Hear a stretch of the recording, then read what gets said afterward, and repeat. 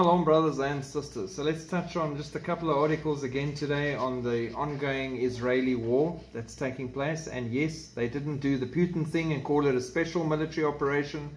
It is a declaration of war that has taken place. US media displays anti-Israel bias in Gaza war coverage.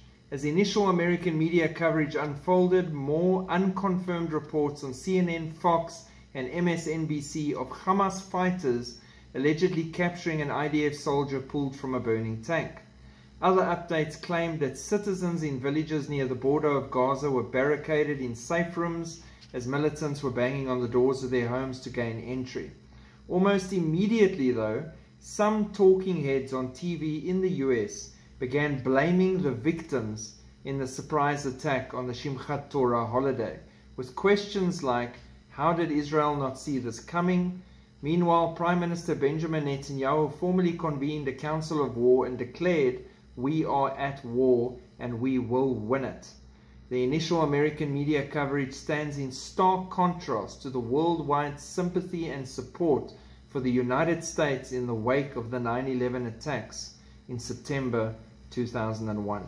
They initially likened these attacks going on right now in Israel to Israel's 9/11. They've now changed that statement, saying this is Israel's 9/11 plus Pearl Harbor, and they'll probably change it again shortly because it is horrifying what they're going through. The very thing they need is support right now, not condemnation. Israel strikes Lebanon after Hezbollah hits Shebaa farms. Israel fired barrages of artillery into southern Lebanon on Sunday after Hezbollah targeted 3 military positions. There were no immediate reports of casualties. Hezbollah, the powerful armed party backed by Iran, said it launched guided rockets and artillery in solidarity with the Palestinian people. The Israeli military said on Sunday it fired artillery into the area of Lebanon where cross-border mortar fire was launched.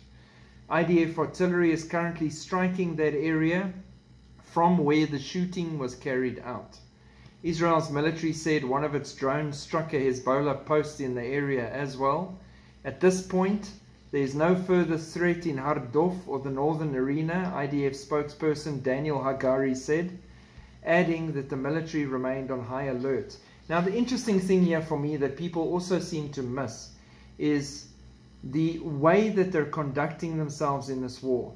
Lebanon now joins and indiscriminately attacks Israel. So that is out and out for any military person a declaration of war. You've now shot at me. I have the right to shoot at you. Instead of indiscriminately shooting at different places in Lebanon and starting an attack in retaliation, they only shot back at exactly the spot that shot at them. And once they dealt with that, they stopped shooting. And now they wait for them to make their move again. It's almost like back in the days of Rome where they lined up and then took aim and fired and took turns. In a normal situation where there's rules out the window, you shoot at me, I can shoot back at you. Hostilities have commenced. Good luck. May the odds be ever in your favor. That's not how they're conducting it at the moment. That might change.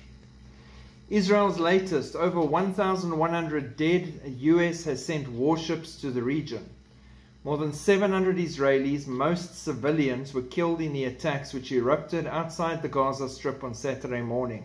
The combined death toll from Hamas attack on southern Israel has climbed to more than 1,100 as fighting heads to the third day.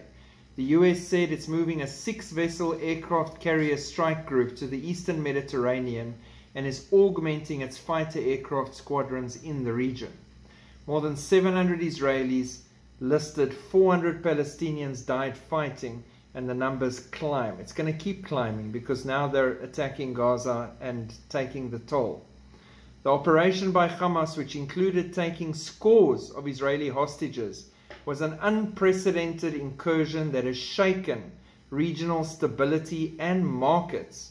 Israel officially declared war and says it won't stop until Hamas military infrastructure is dismantled, a task that is likely to include a ground invasion and take months.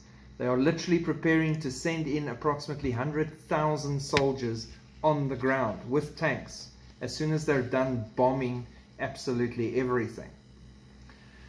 Hamas leader says there's no political solution to conflict with Israel, calls for more attacks.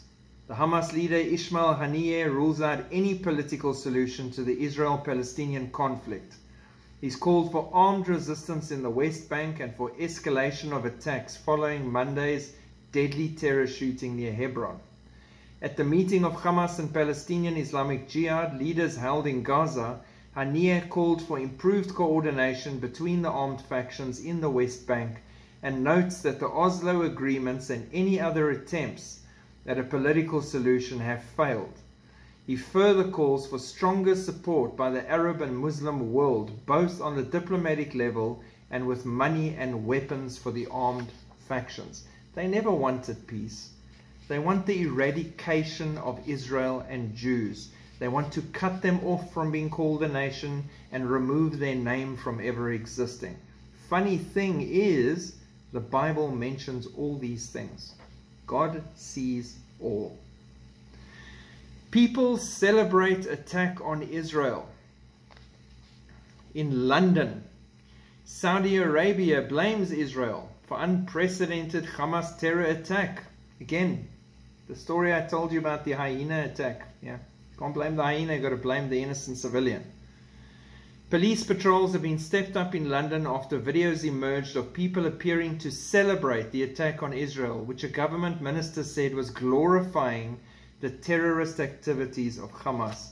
This is where your infiltrated immigrants are doing a great job, just FYI. Scotland Yard was urged to intervene by Immigration Minister Robert Jenrick as he shared a video posted to social media after Hamas launched the attack. On Saturday evening, Riley posted on social media, "I just passed 2 cars in West London driving with Palestinian flags flying from the windows, bouncing up and down in their cars, celebrating like they were having a party, kind of like the party full of young unarmed people that was slaughtered by Hamas. Make no mistake, this is dangerous and a terrifying time for all Jews around the world." She wrote, "Celebrating murder and kidnapping of Israelis is quite possibly the most heinous act of public hate I have seen on the streets of London." Mr. Jenrick shared Riley's post on Twitter and said these disgusting people are glorifying terrorist activities of Hamas, a proscribed organization. There is no place for this in the UK. I trust at Met Police UK will be taking this seriously. In a statement, Scotland Yard said, "We are aware of a number of incidents, including those that have been shared on social media." Meanwhile, Saudi Arabia accused Israel of provoking Palestinian hostility about a lethal Hamas attack from Gaza that claimed scores of Israeli lives. The kingdom calls for an immediate halt to the escalation between the two sides. The protection of civilians, hello, they should talk to Hamas first, and restraint, the Saudi Foreign Ministry on Saturday. Missiles from Lebanon threaten larger war front in Israel. Hezbollah's attack signified their support for the Hamas uprising and raised fears that the militant group, which is backed by Iran, may return to full hostilities with Israel. The Lebanon war between the two forces in 2006 killed more than 1,000 Lebanese people and 165 Israelis. Biden specifically called on groups such as Hezbollah to stay out of the conflict in his address on Saturday. "Let me say this as clearly as I can. This is not a moment for any party hostile to Israel to exploit these attacks." So, yeah, they're not listening to Biden for some reason. Weird. And the thing is, even though the aircraft carrier is there now, even if they use their missiles on Lebanon, because Lebanon has now gone against what he said and is attacking Israel, the minute he does, he puts America in a very precarious position, because Iran has threatened then to use all her proxies to attack American servicemen and American assets everywhere they find it. So it's a very big entrance / escalation into the Middle East conflict. So it'll be interesting to see if Biden actually has the guts to get involved and support Israel by actually pulling the trigger here. Hundreds of pro-Palestinian protesters pour into the streets in New York and blame Israel for the Hamas terror attack. The protest, organized by the Democratic Socialists of America, a group that boasts 6 members of the U.S. House of Representatives, including the Squad, took place in Times Square and advanced down 42nd Street to Bryant Park. The DSA laid the blame for the attack at Israel's feet, tweeting out, "Today's events are a direct result of Israel's apartheid regime, a regime that receives billions from the United States." New York Governor Kathy Hochul condemned the rally, saying that the people of Israel are facing violent terrorist attacks and civilian kidnappings, and blasted the rally as abhorrent and morally repugnant.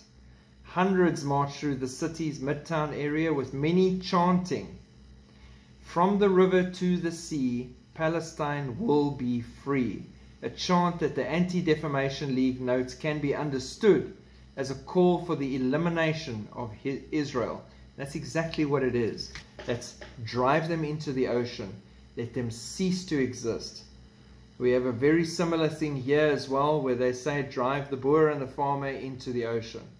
Yeah, we can swim, so it's not a problem. But that's just the thing. When they say stuff like that, they mean cleanse the land, purge them. That's genocidal removal of a people group completely. And those chants coming in a first world country. The protesters carried signs that called for an end to US aid to Israel and argued that resistance is justified when people are occupied. You tell me with a straight face that putting 2-year-old and 3-year-old kids in animal cages and laughing and screaming, "Your God is above all," is justified? Murdering and torturing and things I don't even want to talk about happening to civilians is justified? Evil has really unbalanced people's thinking. Hamas brutality towards Israel is eerily reminiscent of ISIS tactics. It's no wonder ISIS desperately wants to get involved. As the bloody attack unfolded on Israeli soil on Saturday, jubilant Hamas terrorists uploaded to social media brutal video clips of their work. Bodies of civilians lying dead in pools of blood at bus stops, elderly people hauled away on motorbikes, women and children hustled into jeeps and trucks as fighters battered and spat and screamed, "God is great." The terrifying videos, which included groups of young Israeli and foreign partygoers tied up, taken to Gaza and assassinated on the spot as well, very much is like the extremist Islamist group ISIS, which tried to establish an Islamic caliphate in northern Syria several years ago. The videos of Hamas kidnapping women, children and the elderly and desecrating dead bodies is in some ways shocking, but then again Hamas has engaged in 30 years of grotesque terrorism and is a vicious, brutal terrorist organization. Seth Fransman, correspondent for the Jerusalem Post. The behavior of Hamas in this attack parallels what we saw from ISIS in Iraq and their attack on Sinjar, where they purposefully targeted women and children for kidnapping, sexual assault and slavery. But the world's screaming to support them. Shame the poor people. Taliban releases statement following the Israel-Hamas war, urges the Islamic nations and international community to act against Israel after what was done to Israel right now. And the joke is just the world will listen and act against Israel. You're going to tell me it's not ready for the tribulation yet and the end times unfolding right in front of your eyes? The statement outlines the Taliban's stance on the issue and calls on the Islamic countries and international organizations to take action against Israel. It explicitly calls for these entities to prevent the violence of the Israeli occupying forces against the innocent people of Palestine and to resolve the issue on the basis of granting legitimate right to Palestinians.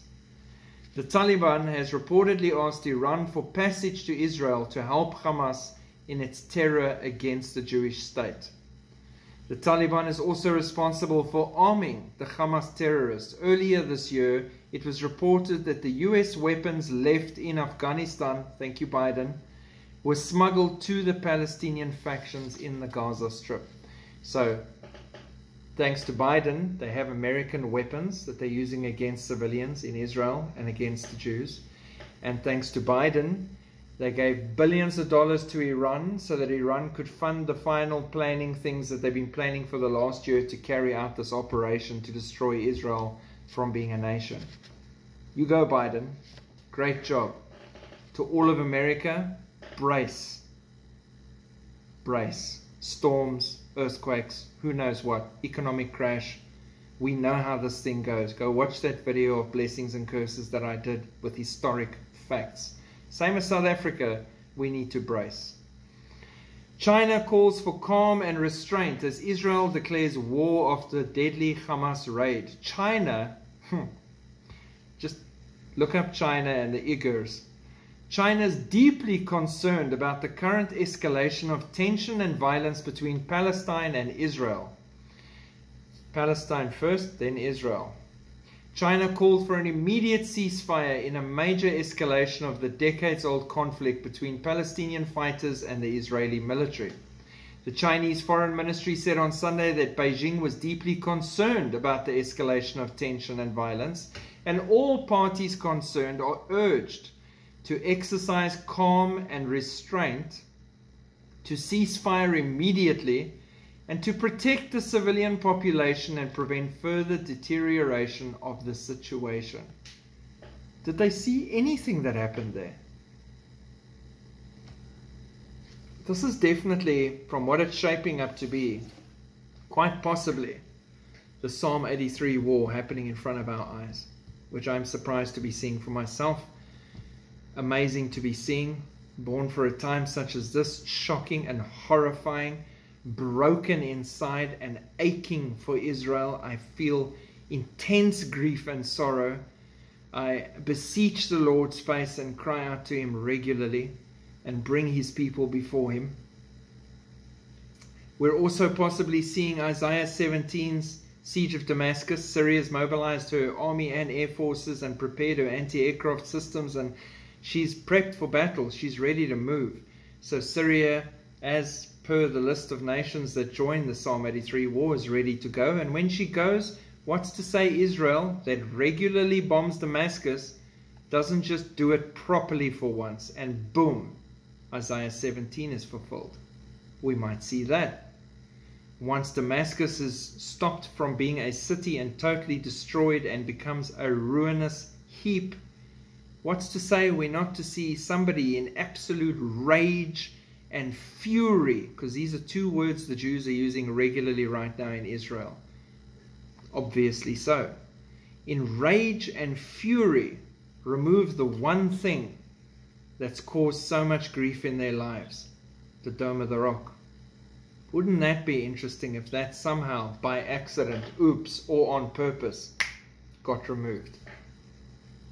I mean, all these stray rockets flying around and Hamas themselves bombing Jerusalem. What if one of those just strangely landed on the Dome of the Rock? Then you'd have to clean the area and clear it out. Then there's no reason for them to be there. And then you've got space for the third temple. Once the Antichrist steps on the scene and makes peace for everyone because he's such a good diplomat, boom, build your temple. There's a lot going on. There's everything to be excited about for our side, but I'm overwhelmed by the weight of what we're seeing them suffer and go through on that side. Pray for all the civilians that are not part of the fighting from Gaza's side.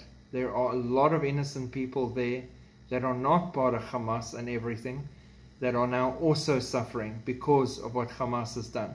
Pray for them. Pray for the light of Yeshua to be in their lives and to come to them. Pray for all of those that are broken and aching and hurting in Israel. Pray for the hostages that need to be returned home, hopefully, and can still be saved. Pray for all the Messianic Jews that are fighting to defend their country and keep it from being pushed into the sea in the midst of this chaotic disaster. Those are brothers and sisters that believe in Yeshua, that are now on the front lines fighting for their country. We tend to forget these kind of details too. Pray for Israel. Pray for the peace of Jerusalem. Keep looking up and shine the light brightly in the midst of what is going to become one of the most anti-Semitic, anti-Israel, anti-God moments in the history of mankind over the next week or two. We are standing here saying no. God bless. Keep looking up. Shalom.